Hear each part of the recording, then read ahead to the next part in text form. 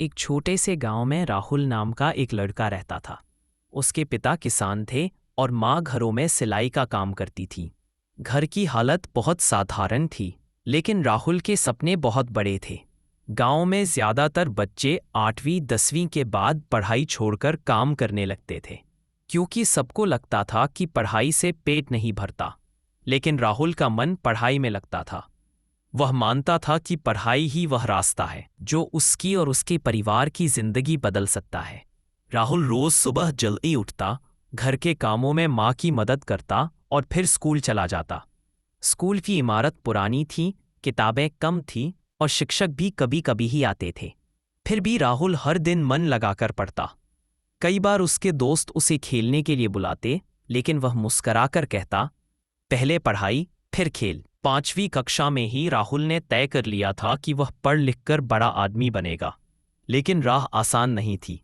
8वीं कक्षा में उसके पिता बीमार पड़ गए और घर की जिम्मेदारी बढ़ गई। कई बार राहुल को खेतों में काम करना पड़ा। थकान के कारण आंखें बंद होने लगती। फिर भी वह रात को लालटेन की रोशनी में किताब खोलकर बैठ जाता। माँ उसे देखती और कहती, बेटा सो जा, बहुत थक गया है।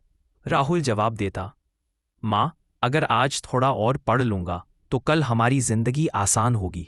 10वीं की परीक्षा उसके जीवन की सबसे बड़ी चुनौती थी। पढ़ाई के लिए न कोचिंग थी, न अच्छे नोट्स, लेकिन राहुल के पास मेहनत और विश्वास था।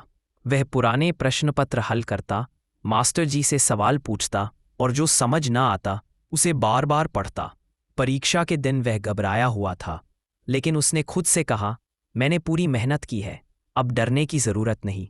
जब परिणाम आया तो पूरे गांव में खुशी की लहर दौड़ गई। राहुल ने अच्छे अंकों से परीक्षा पास की थी।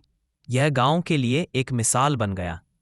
लोगों को एहसास हुआ कि पढ़ाई सच में जिंदगी बदल सकती है। इसके बाद राहुल ने आगे की पढ़ाई जारी रखी। कई मुश्किलें आईं, लेकिन उसने कभी हार नहीं मानी। सालों की मेहनत के बाद राहुल एक अच्छी नौकरी में चयनित हो गया। पहली सैलरी से उसने माँ के लिए नई साड़ी खरीदी और पिता का इलाज कराया। उस दिन उसकी आंखों में खुशी के आंसू थे। उसने महसूस किया कि पढ़ाई सिर्फ किताबों का ज्ञान नहीं देती, बल्कि आत्मविश्वास, सोचने की शक्ति और सही रास्ता चुनने की समझ भी देती है। राहुल अब गांव के बच्चों को पढ़ने के लिए प्रेरित करता है। वह उनसे कहता है, पढ़ाई एक बीज की तरह है। अगर आज मेहनत से इसे सींचोगे तो कल यह सफलता का बड़ा पेड़ बनेगा। इस तरह राहुल की कहानी हमें सिखाती है कि हालात चाहे कितने भी कठिन क्यों न हों, अगर पढ़ाई और मेहनत को अपना लिया जाए तो सपने जरूर पूरे होते हैं।